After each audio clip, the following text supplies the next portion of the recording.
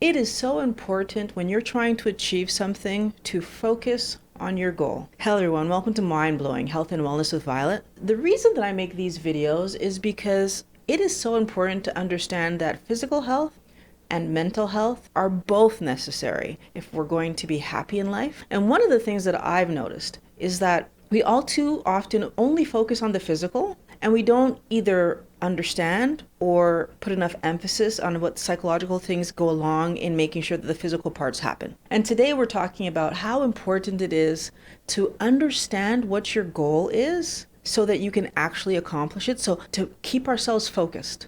When you begin a weight loss plan and you're already thinking about what you're going to eat, so how you're basically going to get off the plan once you've lost the weight, we've already lost that battle. It's important for us to recognize that if we are not taking the things that we're doing seriously, we won't be successful at them. And what I mean by taking them seriously is if I decide that I'm not happy with my weight, and then I decide that I'm going to do something about it. So there's me taking it seriously. Well, the moment that I start planning what I'm going to do, and in the course of planning what I'm going to do, I'm also planning how I'm going to stop doing this as soon as I reach my goal. Well, now all I've really done is set myself up to be frustrated. Number of reasons why. I'm already letting myself know that the reason that I'm trying to lose weight is more about vanity than health. Because as soon as I accomplish that new weight, my plan is to do what sounds like poor behaviors from where I'm sitting right now that are against what I just did. So I'm losing weight and then I'll turn around and eat the wrong thing. What's causing me to do that? So if I'm trying to lose weight because I want to look a certain way, that's not really about health, right? That's about appearance. That's about what other people think. That's about external factors. It's not about me, my health, my happiness, right? I might be happier if I'm thinner, but does it really matter if I'm thinner if as soon as I get to the weight I was thinking will be healthy? Well, no. The weight that I think that I'm going to be happy at, I turn around and eat things that are going to push me above that weight again. It's really important for us to understand that if we could be at that weight eating these things, we would be at that weight eating these things. So planning to be off plan as soon as you get where you want to go is a really bad idea. The other thing that does is it sets us up to not learn to enjoy the foods that we are currently eating that are getting us to this healthy weight. Now I'm making the big assumption that whether it is that you're changing your eating plan because you're overweight and need to lose fat, or you're changing your eating plan because you're underweight and need to gain muscle, regardless, if eating better then equals I'm at a better weight, now we have to start to ask ourselves, do I value all the work, the effort that I put in to get here? Am I able to see that eating these foods, these healthier foods that I've chosen to eat to get to this new space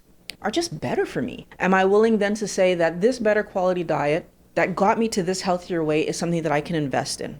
Changing our body composition is difficult, whether we're trying to lose weight because we're overweight or whether we're trying to gain weight because we are needing more muscle on our bodies. That's even if you're doing a ketogenic lifestyle. If your goals are short term, then when you arrive at your goal, there would be nothing else to keep you engaging this behavior. Now let's look at something. If I happen to be overweight, there's a large likelihood that means that on some level I've been overeating sugar. If you look at some of my previous videos, what you're going to see, and I'll link them up here, what you're going to see is that overeating sugar is actually bad for us for multiple reasons. So when I put in all the energy, effort, and even focus that it takes for me to get to this new healthy weight, then do I allow myself to re-injure my body? Because that's what I'd be doing by bringing carbohydrates back into my life, right? Removing the sugar means I'm at a better weight. I now have to ask myself, can I commit to being healthier? I just want to be clear that when I say sugar, I'm talking about all carby foods, right? So I'm talking about fruits, I'm talking about bread, I'm talking about all the grains, I'm talking about starchy vegetables, high carb dairies. When we are trying to be healthy, we need to understand that when we introduce large amounts of carbohydrates into our system feels overloaded. It can't manage all of those sugars. And so what happens is it shuttles it off into fat, which is exactly what we were fighting against. So committing, being focused on the ultimate goal, which is better health, which is what I think we all should be focused on, helps us to then manage these short-term goals and even to create even longer-term goals once we've reached our weight goal. So one of the things that helps us to be focused, understanding that a weight goal, which is fine, and most people have a weight goal, which is fine, is okay, as long as we also recognize that there's bigger goals that we need to have. For example, we do also need to have a health goal. And health is something that you work on all the time, because every year as you get older, there'll be more goals to put in place. So whether it's going to be able to be stronger, whether it's going to be able to have better endurance, regardless, we can always keep ourselves focused on health by adding new goals or for our overall health. The other thing to keep in mind is that yo-yo dieting is very dangerous for us. And it's not necessarily because of the foods themselves, it's what the foods are doing to our system. When we lower our calorie intake, our basal metabolic rate goes down.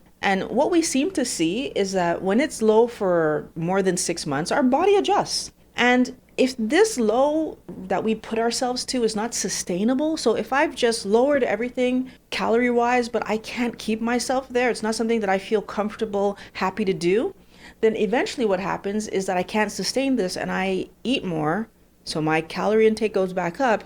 Unfortunately, when I do that, my basal metabolic rate is still down, and we end up gaining weight. And then by the time our basal metabolic rate restabilizes at a higher number, we've already gained a bunch of weight. And now we are stable at that size. And usually that's a higher weight, usually, not always, but usually it's a higher weight than what we started with. So part of the reason that planning to lose weight and then right away planning to allow yourself to get off plan is dangerous is because even if you manage to lose all the weight you want to lose, if you didn't do it in a way that was sustainable, so if you didn't do it in a way where you weren't feeling hungry, so basically you want to lose the weight, feel energized, feel satiated most of the time until you're needing to eat, and be able to maintain this lifestyle going forward, or else, unfortunately, you will put yourself in a position where once you start to eat to satiation, you're past the amount of calories that your body was expecting and you will gain weight. So really lowering your calorie intake super low and this basically yo-yo dieting thing that we do is not healthy for us.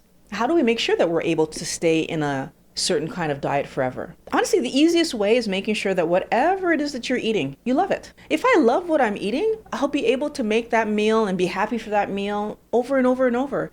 Really, when we're on the standard American diet, which too many of us are, you tend to have the same 7 to 12 meals over and over and over, and everybody's fine with that. We can do the same thing with any new diet plan we're starting, whether it's a paleo, whether it's a vegan, whether it's a keto diet. I personally am on a keto diet, and honestly, I'm not bored of what I eat. I've never been bored of what I eat. Now, full disclosure, I'm not a foodie person. I'm not a foodie, but I will say that all the people around me who are eating normal standard American diet, I notice that same meals over and over and over. If we can happily eat carby foods over and over and over, we definitely can happily eat ketogenic foods and ketogenic is a weird word because it's regular food. It's food that we eat that has fewer carbs. It's grocery store, normal food that are not refined. So everybody can eat this way. Everybody can eat in a healthy way. You need to figure out the healthy way that's going to work for you. My point to you today is whatever way that you choose that's healthy for you, stick to it. And the best way to stick to it is creating meals that you love so that you look forward to eating those meals. Finding snacks that you love so that you look forward to eating those snacks. When we do that, we will be healthier and we will be able to maintain this lifestyle going forward forever.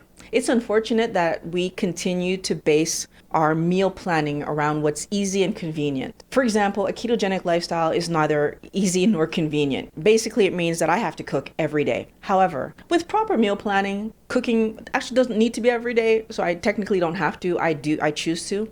But with proper meal planning, it doesn't have to be every day. And with proper meal planning, it can be easier, but it's never going to be easy, right? It's not the same thing as taking a microwave dinner and popping it in the microwave. It's not that easy, but it's healthier. And so when I'm needing to choose, am I going to go for easy or am I going to go for healthy? Well, what I figured out is by going for the healthy meal, the rest of my life is easier because I have more energy, I have more enjoyment of the things that I'm doing on a regular basis. So actually eating the healthy meal turns out to be the easier thing because it makes my life easier. And so it all balances itself out. When I allow myself to focus on the benefits I get from eating a healthy and well-balanced meal, I'm much more encouraged to keep doing that day after day after day. However, if I let myself focus on the challenges that come along with having to cook every day or the challenges of needing to have fresh produce in the fridge all the time, then I might find reasons or excuses not to eat this way. Again, if I'm focused on my health first and the long-term benefits that I'm going to get out of eating this way, much more likely to keep doing it.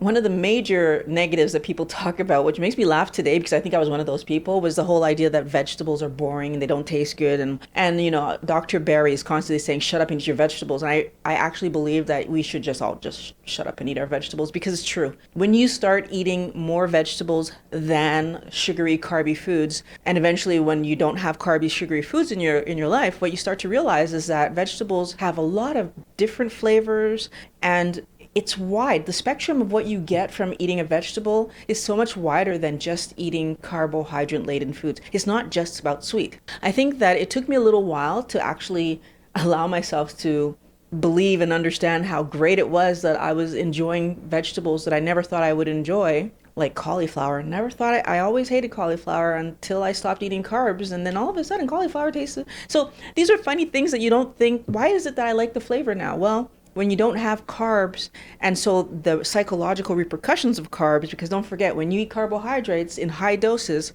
it elicits the part of your brain that's the pleasure center and makes you want it more and more and more. When that's not happening, then you're actually seeking the food because it tastes pleasurable. And believe it or not, vegetables do taste pleasurable. So when we open that door and allow ourselves to really enjoy flavors, we start to see that, yeah, these things taste good. And it reminds me, again, I always think about this, how my daughter has always leaned towards vegetables. And I'm so happy that I didn't allow her any sweets until 4 years old, because it allowed her palate to really engage all of these vegetables. And to this day, she's still quite a fan of vegetables. So there is something there. We can and do, and I do, love vegetables when we give ourselves a chance. So clearly then, one of the best ways to not feel deprived, because we often feel deprived when we go onto a diet because everybody else is eating but I can't. But one of the best ways to feel that you're enjoying your food is finding a way to cook the foods you are eating in a way that makes you excited to run home and eat it. That salad dressing that you love, those vegetables that you roast just the right way, that meat that you grill to perfection, all of these things help us to stick to our diet because we love it. These are the things that when we invest our time in making sure that we're happy to eat it, we're more likely to eat it. And that's going to keep us on plan. It's going to keep us focused on our long-term goal, which is better health, so that I can do the things with my family that I want to do, so I can do the things with my friends that I want to do, so that I can accomplish the goals that I set out to accomplish for myself, both physically and socially and psychologically for myself. If I'm well fed and I feel strong, I'll be able to do that. I want to share something with you because I think this is super important. When we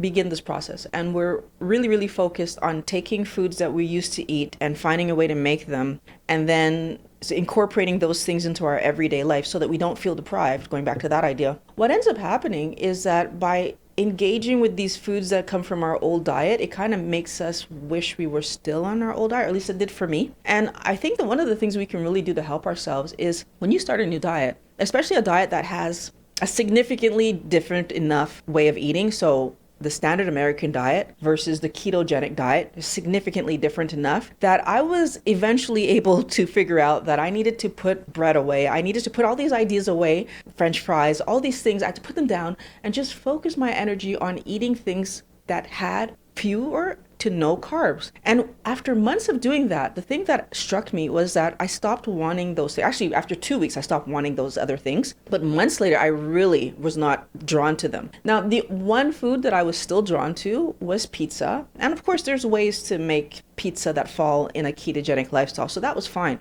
But I think the thing that I figured out when I finally just let myself put those things down was that by keeping them in my life, but they weren't quite the same, whenever I would eat them, it was a disappointment. And so then it made me miss my old food. That's the first thing. The other thing I noticed was that when I did put them down and I was able to focus on my new foods, my flavors that I was looking for changed. And then when I went back to those foods, especially I had a strawberry and it was like, whoa, so super, way too sweet. And I was able to realize that I'm not even interested in eating those things any longer. There's a lot of value in committing to what you're doing and being focused on your goal, because then it helps you to acquire the skills you need to make that goal happen. Even if the skill is a change in the way that my taste buds are, processing these flavors so that I love what I'm eating now and I'm less worried about what I used to eat. Artificial sweeteners is something else that I noticed is a very big struggle for people. And for myself, what I noticed was that when I allowed myself to continue to drink diet sodas, what became apparent to me was that when I drank a diet soda, so between 2 meals, I became ravenous. I was extremely hungry. And being a psychologist, I started to think about what could possibly be happening here. And the thing that occurred to me is that when I taste something sweet, my brain doesn't know if there's calories in it or not. It just gets the signal that something sweet has entered me. So if my body can only manage 5 grams of carbs at any particular moment in time, but my brain is getting the signal that I've just ingested a bunch of carbs, is there a possibility that my body starts shuttling the carbs into fat stores because it's making space for all these carbs that are coming in? But guess what? They weren't coming. And so the unfortunate thing that happens there, or at least that happened to me in any case, was that about 20 minutes after drinking that diet soda, I was ridiculously hungry, even though I knew that I shouldn't have been hungry because normally I could make it so much further. And after a few times of that happening to me, what I started to realize is that I really can't drink a diet soda between meals. I can drink it at the meal because I am eating some carbs and it seems to balance itself out, but I can't drink it between meals. I feel like our minds are equipped to protect us because that's its job, and it's not going to let me overload myself with carbs and pass out or something or kill myself. So that connection between my brain and my mouth tasting sugar, I believe, shuttles away those carbs.